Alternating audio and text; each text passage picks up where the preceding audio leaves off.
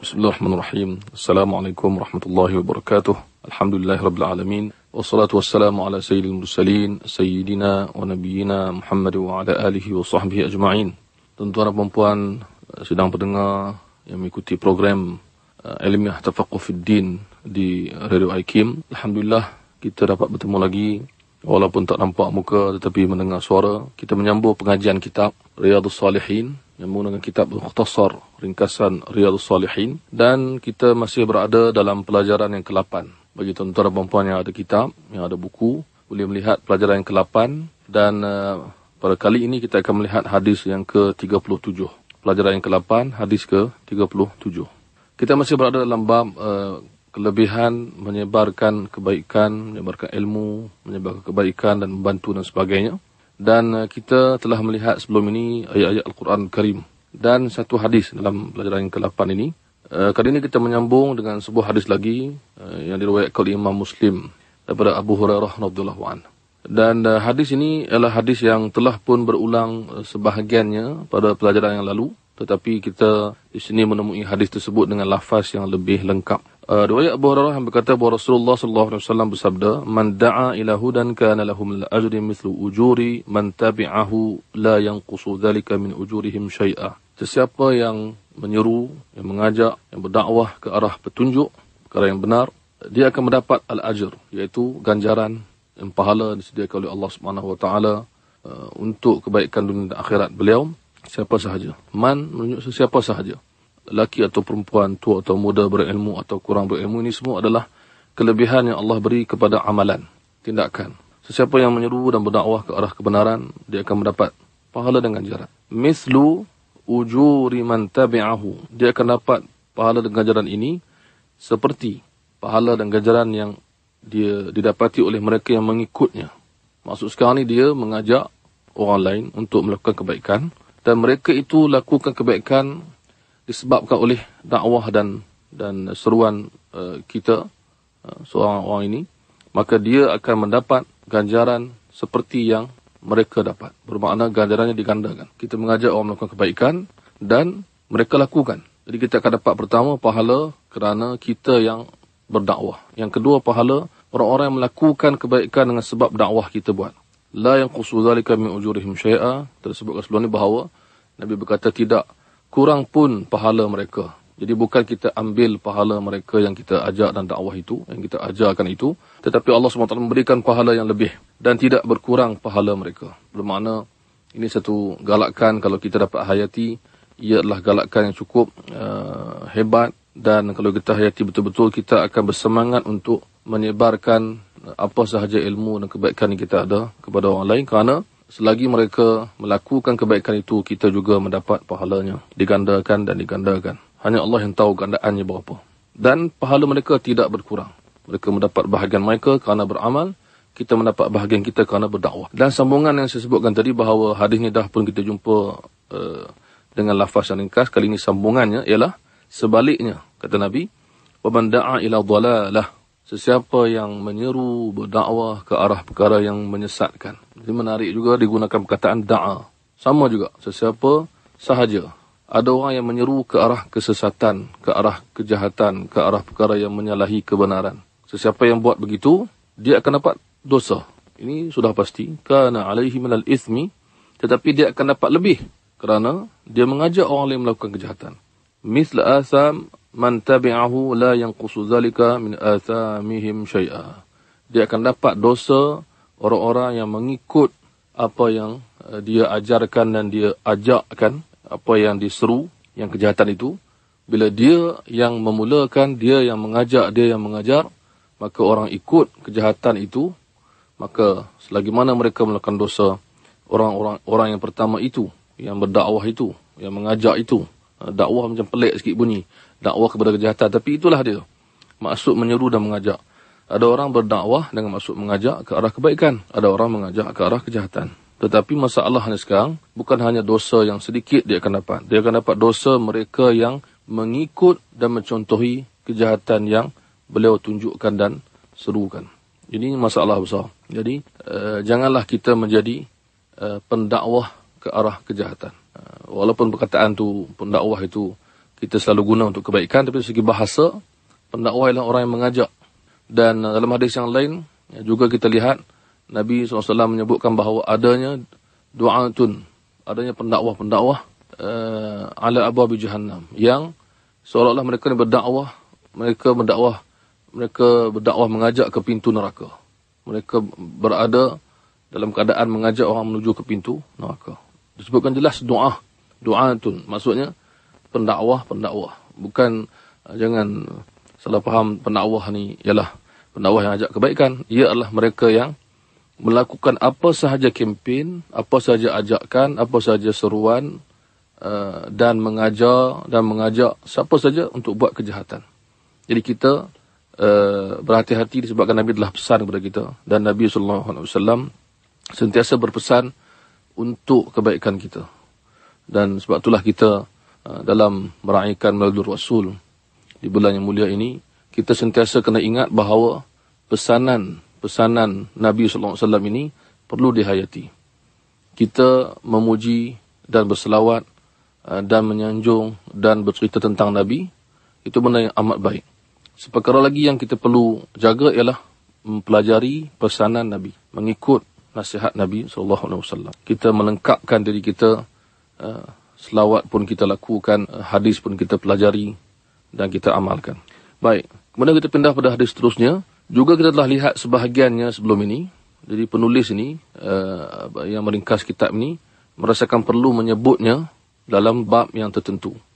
Mungkin dengan lafaz yang berlainan. Ini untuk makluman semua yang minat belajar tentang hadis. Kalau kita lihat banyak kitab-kitab hadis, kita akan lihat pengulangan berlaku. Tuan-tuan dan puan-puan, bukalah buku apa pun, terutama buku-buku yang utama, yang lebih tebal, yang lebih awal, seperti kitab Sahih Bukhari atau Sahih Muslim, atau kitab-kitab Sunan dan sebagainya, ada pengulangan hadis akan berlaku. Jadi pengulangan ni berlaku kerana ada tujuannya, bukan semata-mata ulang tanpa sebab. Kadang-kadang disebutkan pertama kali dalam bab yang tertentu. Dalam tajuk yang lain perlu disebutkan juga kerana ia berkaitan, diulang lagi. Mungkin disebutkan pertama dengan ringkas, kedua dengan lebih sempurna dan lebih lengkap. Ini cara para ulama menulis. Jadi kita memahami cara mereka menulis. Dan saya ingin berpesan kepada yang menuntut ilmu-ilmu agama, khususnya tentang hadis, yang mempelajari dalam bidang agama, hendaklah memahami bagaimana cara penulisan dan bagaimana metodologi setiap penulis. Bukan membaca dan tak faham dan komplain. Kenapa buat begini, kenapa ulang lagi, kenapa. Bukan begitu caranya. Kita beradab dengan para ulama. Bahkan bukan setakat adab, tetapi ilmu kita kurang. Kita tak faham pada peringkat awal. Kenapa berlaku pengulangan sebegini, kenapa disebut begini. Maka akhirnya bila kita dah belajar lebih lanjut lagi, kita akan memahami rahsia di sebalik cara mereka menulis kitab. Kenapa mereka mulakan hadis ini, kenapa mereka tak mulakan dengan hadis itu. Cara mereka yang berlainan ini menuntut kita untuk memahami, kerana mereka ni para alim ulama yang di zaman itu ramai orang alim, tapi mereka terkenal dan menonjol di kalangan orang-orang alim yang lain. Maka pasti di kalangan mereka ada ulama yang telah ramai, dan mereka ini mengiyakan cara penulisan kitab tersebut. Jadi kita bukan bertikaikan cara penulisan, tapi kita memahami sebab penulisan itu berlaku sedemikian. Baik, hadis ini, hadis yang ke-38 ini, ialah hadis daripada Sahal bin Sa'ad As-Sa'idi tentang Sayyidina Ali bin Abi Thalib radhiyallahu anhum ajma'in. Mereka adalah sahabat-sahabat Nabi. Dan ini dalam keadaan ketika perang Khaybar. Kita lihat sebelum ni bahawa Rasulullah SAW mengumumkan bahawa baginda ingin melantik seorang pemimpin, seorang panglima untuk perang ini. Dan Nabi mengumumkan tanpa menyebut nama sebelum itu, pada hari sebelum itu, untuk sebutkan pada esok hari. Jadi para sahabat ini bertanya-tanya. Akhirnya Nabi memilih Sayyidina Ali bin Abi Thalib. Ini adalah pesanan Nabi SAW ketika memberikan panji-panji peperangan, ketika memberikan amanah ini. Pesanan Nabi ialah unfud ala rislik. Wahai Sayyidina Ali, wahai Ali, pergilah dalam keadaan tenang. Jangan gopoh. Tahu apa kita buat, kita ingin menegakkan kalimah Allah, kita ingin pertahankan Islam, kita ingin menegakkan keadilan, kita ini dibantu oleh Allah. Jangan gopoh, pergi dalam keadaan tenang. Hatta tanzila bisahatihim, sehingga kamu sampai ke tempat musuh. Thumma da'uhum ilal Islam. Ketika itu, serulah, dakwahlah mereka untuk memeluk Islam. Ini golongan Yahudi. Peperangan dengan golongan Yahudi, disuruh Sayyidina Ali berdakwah lagi kepada mereka, mengajak mereka masuk Islam. Sama ada mereka masuk Islam, atau tunduk membayar jizyah atau cukai, atau mereka ingin berperang, maka ketika itu umat Islam berperang untuk mempertahankan Islam. Jadi, Nabi pesan kepada Sayyidina Ali, Udu'uhum ila Islam. Suruhlah mereka ke arah Islam. Wa akhbirhum bima yajibu alaihim min haqqillahi ta'ala fih. Dan beritahulah mereka tentang hak-hak Allah ke atas mereka, apa yang Allah perintahkan kepada mereka, masuk Islam dan taati perintah Allah. Kerana kata Nabi selepas itu, ini kita dah jumpa sebelum ni, wallahi la an yahdiyallahu bika rajulan wahidan khairul laka min humrin na'am. Kerana demi Allah, apabila ada yang masuk Islam walaupun seorang di tangan kamu wahai Ali, ia sebenarnya lebih baik daripada unta-unta merah yang mahal, yang berharga, yang bernilai. Bila kamu dapat memberikan hidayah dan mengajak walaupun seorang yang bukan Islam ini masuk Islam, kamu dapat pahala yang tak terhingga, yang lebih baik daripada unta-unta merah yang mahal dan bernilai. Baik. Di sini hari ini menunjukkan kepentingan dan kelebihan orang yang berdakwah mendapat ganjaran daripada Allah Subhanahu Wa Taala. Satu lagi perkara yang saya nak sebutkan juga ialah, bukanlah maksud Nabi sallallahu alaihi wasallam nak membandingkan akhirat dengan dunia, iaitu bandingkan pahala dengan unta-unta merah. Tapi hanya untuk mendekatkan fahaman, untuk memahamkan, memudahkan kita memahaminya. Sebab ambillah mana-mana perkara di syurga, apa sahaja di syurga, ia akan lebih bernilai daripada semua isi dunia dan seluruhnya. Jadi tak ada bandingan sebenarnya. Tapi Nabi SAW nak mendekatkan fahaman, memahamkan bahawa ia berharga, pahala yang diperolehi oleh orang yang berdakwah itu walaupun seorang. Jadi mungkin kita lihat kepada kuantiti. Ya, kita kadang hari ini melihat pada kuantiti. Mungkin kita diuji oleh Allah SWT, dakwah kita tak mendapat sambutan, mungkin hanya ada seorang yang ikut, atau tak ada orang yang ikut. Kita akan, mungkin kita sebutkan kurang dorongan, kurang motivasi. Tapi kalau kita lihat hadis ini, dan hadis ini eloklah dipesan kepada semua orang yang berdakwah. Dan seperkara lagi, bila kita berdakwah, kita jangan anggap dakwah kita akan berjaya dalam masa yang terdekat ataupun segera. Kerana kita faham bagaimana dakwah para Nabi dan Rasul diuji, dan dakwah Nabi Muhammad SAW sendiri berkembang ke seluruh dunia selepas wafatnya baginda SAW. Nabi SAW, kalau kita fikirkan bersama, tidak sempat untuk melihat luasnya Islam ke seluruh dunia sehingga ke hari ini contohnya. Tetapi Nabi dipertuntukkan oleh Allah dalam wahyu, dalam mimpinya, melakukan wahyu daripada Allah. Nabi dah tahu. Cuma dari segi luaran mata kasarnya, bahkan orang-orang Islam di waktu itu tak nampak luasnya Islam itu berkembang sampai ke hari ini. Contohnya pada hari ini, mungkin orang-orang yang hidup zaman itu tidak menyangka Islam akan berkembang sehingga ke tahap kita pada hari ini, sehingga hari kiamat. Mereka tahu dan mereka yakin, tapi mereka tidak nampak. Jadi kita sebagai pendakwah bukan berdakwah untuk masa sekarang. Seorang yang mengajarkan agama kepada orang lain, tak kiralah tuan-tuan dan puan-puan pendakwah khusus ataupun tidak, ataupun mengajarkan keluarga ataupun anak atau sesiapa sahaja, kita tidak boleh kita menjangkakan dakwah itu akan berjaya sekarang. Dan kita mendidik untuk masa depan. Kita membina untuk masa depan. Kita menyediakan generasi masa depan. Itu anak-anak cucu kita yang sekarang ni masih kecil. Mereka lah yang suatu masa nanti akan dewasa dan menjadi Muslim. Sama ada mereka akan menjadi contoh atau tidak. Sama ada mereka akan menyambung dakwah ini ataupun tidak. Jadi kita berfikir untuk masa depan. Dan seorang Muslim tidak perlu terhenti dakwahnya hanya kerana beberapa perkara yang menghalangnya. Kalau kita ibaratkan dengan mudah, kalau tertutup satu jalan, ada banyak lagi jalan. Kalau satu cara dakwah tidak berkesan atau terhalang, maka kreatiflah dan berfikirlah untuk mencari jalan yang lain. Kerana setiap dakwah kita menjanjikan ganjaran yang besar untuk kita dan untuk umat. Kita berdakwah untuk umat, kita menyediakan hari ini untuk masa depan, dan kita menyediakan bekalan untuk kita di akhirat. Kita mungkin tak mampu untuk beribadat banyak, tetapi kita mampu untuk berdakwah, dan dengan dakwah itu Allah SWT gandakan pahala kita. Jadi ini cara kita mencari bekalan di akhirat dengan berdakwah. Hadis yang seterusnya dari 39, riwayat Imam Muslim daripada Jarir bin Abdullah, wa Rasulullah SAW bersabda. Ini hadisnya juga mungkin biasa kita dengar. Man sanna fil islami sunnatan hasanatan falahu ajruha wa ajru man amila biha min ba'dih min ghairi an yanqusa min ujurihim syai'. Sesiapa yang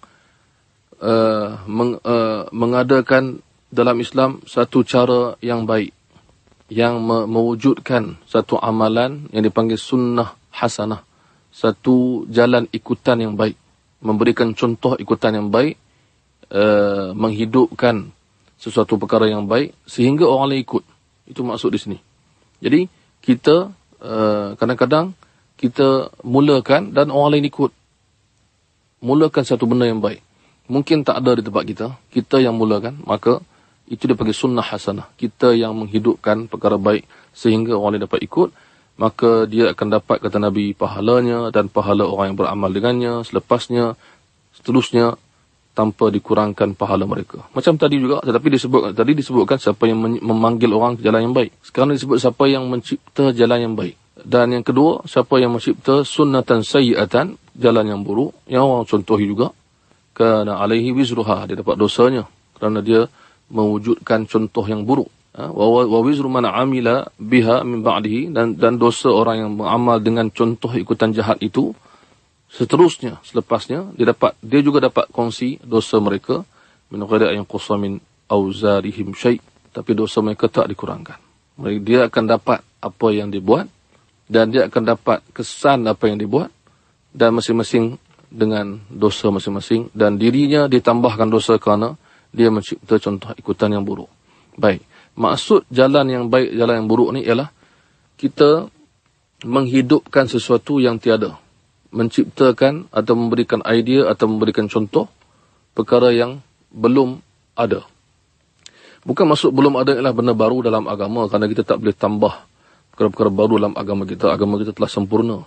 Tetapi kita melakukan satu perkara yang contohnya saya lihat di tempat saya, orang tak belajar, kurang belajar Al-Quran atau hadis dan sebagainya. Saya buat kelas pengajian.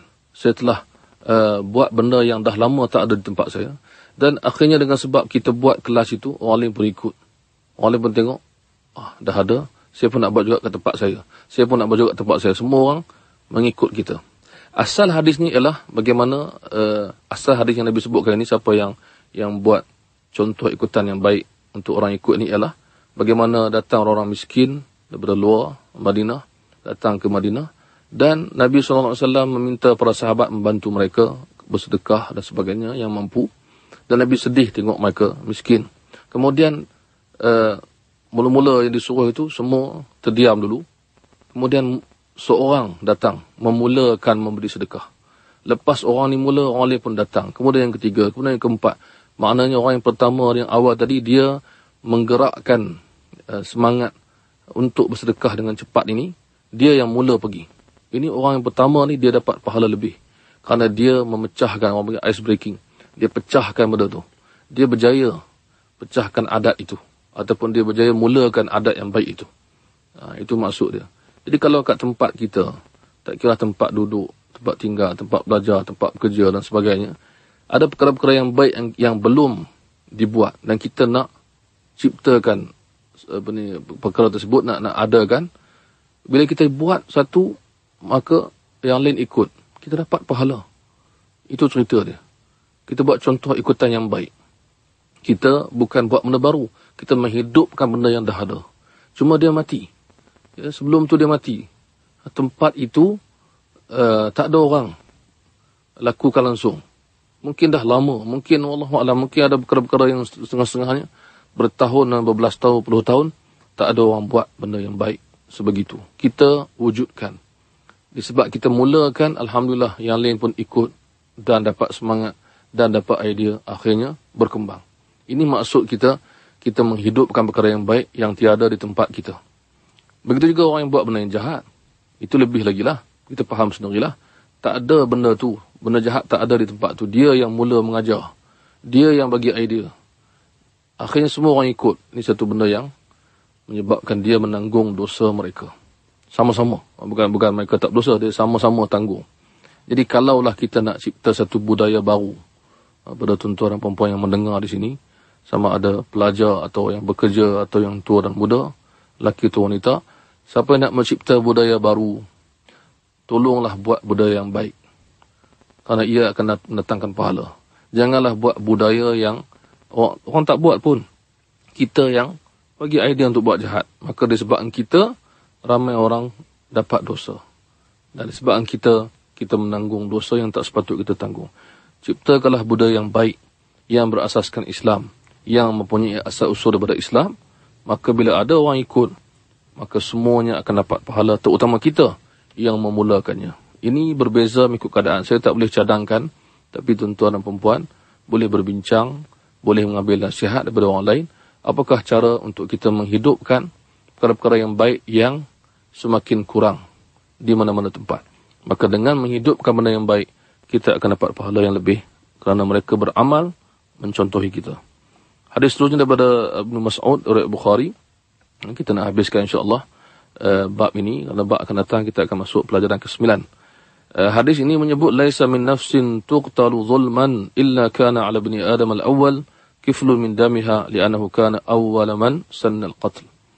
Ini cerita tentang Nabi kata, Nabi nak bagi contoh bagaimana orang yang mula memberikan contoh yang tidak baik, orang lain akan ikut, dia akan dapat dosanya sepanjang masa. Ini kita kena minta jauh banyak-banyak. Jangan kita buat. Iaitu Nabi beri contoh, tidak ada sesuatu manusia pun yang dibunuh secara zalim. Kematian secara zalim, dibunuh secara zalim. Melainkan anak Adam, anak Nabi Adam yang pertama yang dulu, menanggung juga dosanya. Kerana dialah yang mula membunuh, yang dia mula mengajarkan pembunuhan. Siapa? Ini cerita dalam tafsir, kalau tuan-tuan tengok dalam Al-Quran, disebutkan bagaimana salah seorang daripada anak Nabi Adam itu membunuh saudaranya. Dalam surah Al-Ma'idah. Dan ini adalah kesalahan yang pertama di bumi. Kesalahan yang pertama sebelum itu ialah kesalahan Iblis yang tidak mau sujud kepada Nabi Adam. Ini kesalahan di bumi. Pembunuhan yang pertama, kesalahan yang pertama. Bila dia buat yang pertama itu, maka semua sepanjang zaman keturunan manusia ini buat dosa yang sama, iaitu membunuh, maka dia menanggung sama. Kerana dia memberikan contoh yang tidak baik. Orang sebut sepanjang masa pembunuhan itu berlaku. Dan orang akan tahu ia berlaku. Orang akan dapat idea ia berlaku. Pembunuhan itu telah dilakukan. Itu bahaya tuan-tuan. Sebab tu kita jangan memberi contoh yang tidak baik, terutama perkara yang sebegini. Bila ada orang ikut kita, kita yang rugi. Jadi kisah, insya-Allah dalam siri akan datang, kita akan ceritakan sedikit tentang, lebih lagi tentang kisah anak Nabi Adam ini. Bagaimana dalam tafsir, bagaimana huraian ulama. Tapi hari ini kita nak habiskan dulu hadis ini. InsyaAllah kita akan teruskan dengan menceritakan sedikit lebih lanjut tentang kisah yang berlaku di antara anak Nabi Adam ini. Dan hadis yang terakhir dalam bab kita pada kuliah kali ini ialah daripada Abu Musa al-Sy'ari, wa Nabi sallallahu alaihi wasallam bersabda, al-khazinul muslimul amin, seorang yang menjaga harta, yang menguruskan harta orang lain. Ini kisah bagaimana orang itu kaya, dari dulu sampai sekarang, dia ada orang yang bekerja dengan dia, yang membantu dia untuk mengagihkan sedekahnya atau zakatnya atau sebagainya. Dipanggil al-khazin, iaitu orang yang menjaga harta orang lain. Kata Nabi, kalau dia jaga harta dengan, dan sifat dia adalah al-amin, yang amanah. Kalau dia ini alladhi yunafidhu ma umira bihi, kalau dia ini seorang penjaga harta orang lain, kemudian dia menunaikan arahan tuannya untuk mengagihkan bantuan atau sedekah atau sebagainya, fayu'tihi kamilan, dia memberikan sepenuhnya, sempurnanya, kemudian memberikan dalam keadaan thayyibatan bihi nafsuh, maksudnya dia dalam keadaan hatinya tidak dengki, tidak benci, dia redha sebab ini kerja dia, ini membantu orang, dia pun tumpang sama membantu. Kita tolong agih, tapi ke hati kita pun ada sifat kasih sayang, seronok tolong orang.